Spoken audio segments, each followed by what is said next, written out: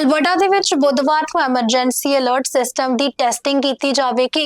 ਇਹ ਟੈਸਟ ਦੇ ਦੌਰਾਨ ਦੁਪਹਿਰ 1:55 ਤੇ ਸੂਬੇ ਭਰ ਦੇ ਵਿੱਚ ਟੀਵੀ, ਰੇਡੀਓ, ਮੋਬਾਈਲ ਫੋਨ ਅਤੇ ਟੈਬਲੇਟ ਤੇ ਇੱਕ ਸੁਨੇਹਾ ਦਿਖਾਈ ਦੇਵੇਗਾ। ਇਹ ਸਿਸਟਮ ਐਮਰਜੈਂਸੀ ਦੇ ਸਮੇਂ ਲੋਕਾਂ ਤੱਕ ਜ਼ਰੂਰੀ ਜਾਣਕਾਰੀ ਅਤੇ ਮੈਸੇजेस ਤੇਜ਼ੀ ਦੇ ਨਾਲ ਪਹੁੰਚਾਉਣ ਦੇ ਲਈ ਵਰਤਿਆ ਜਾਂਦਾ ਹੈ।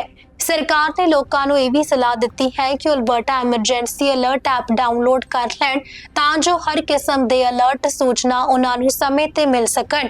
ਅਧਿਕਾਰੀਆਂ ਦਾ ਕਹਿਣਾ ਹੈ ਕਿ ਇਹ ਟੈਸਟ ਸਿਰਫ ਸਿਸਟਮ ਦੀ ਜਾਂਚ ਲਈ ਹਨ ਅਤੇ ਲੋਕਾਂ ਨੂੰ ਘਬਰਾਉਣ ਦੀ ਜ਼ਰੂਰਤ ਨਹੀਂ ਹੈ।